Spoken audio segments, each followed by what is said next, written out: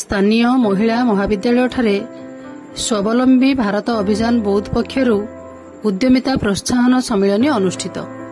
ଆଜି ଅପରାହ୍ନ 4ଟା ସମୟରେ ସ୍ୱାବଲମ୍ବୀ ଭାରତ ଅଭିଯାନ ବୌଦ୍ଧ ପକ୍ଷରୁ ସ୍ଥାନୀୟ ମହିଳା ମହାବିଦ୍ୟାଳୟ ଠାରେ ଉଦ୍ୟମିତା ପ୍ରୋତ୍ସାହନ ସମ୍ମିଳନୀ ଅନୁଷ୍ଠିତ ହୋଇଯାଇଛି। ଜିଲ୍ଲା ସଂଯୋଜକ ରଘୁନାଥ ଷଡ଼ଙ୍ଗୀଙ୍କ ସଂଯୋଜନାରେ ଆୟୋଜିତ ଏହି ସମ୍ମିଳନୀରେ ମୁଖ୍ୟ ଅତିଥି ଭାବେ ମହାବିଦ୍ୟାଳୟର ଅଧ୍ୟକ୍ଷ ରବୀନ୍ଦ୍ରନାଥ ଗୁରୁ ଯୋଗ ଦେଇଥିବା ବେଳେ ସମ୍ମାନିତ ଅତିଥି ଭାବେ ଅଧ୍ୟାପକ ଶିବଦତ୍ତ ପଟ୍ଟନାୟକ, ନନ୍ଦକିଶୋର ସାହୁ, ଅଧ୍ୟାପିକା ମନୋରମା ମିଶ୍ର ପ୍ରମୁଖ ଯୋଗଦେଇ ଛାତ୍ରୀମାନଙ୍କୁ ସ୍ୱାବଲମ୍ବୀ ହେବା ପାଇଁ ପରାମର୍ଶ ଦେଇଥିଲେ। କାର୍ଯ୍ୟକ୍ରମରେ ମୁଖ୍ୟ ବକ୍ତା ଭାବେ ଇଞ୍ଜିନିୟର ଡକ୍ଟର ସଞ୍ଜୟ କୁମାର ପଣ୍ଡା ଯୋଗଦେଇ ବିଦ୍ୟା ଆହରଣ ସହ ଅର୍ଥ ଉପାର୍ଜନ ଜରୁରୀ, ପ୍ରତ୍ୟେକ ମହିଳା ସ୍ୱାବଲମ୍ବୀ ହେବା ଆଜି ଦେଶର ଆହ୍ୱାନ ରହିଛି।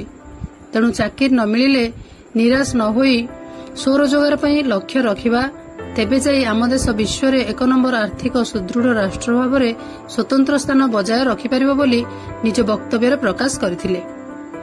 ଶେଷରେ ସହ ସଂଯୋଜକ ପ୍ରେମାନନ୍ଦ ମିଶ୍ର ଧନ୍ୟବାଦ ଅର୍ପଣ କରିଥିଲେ।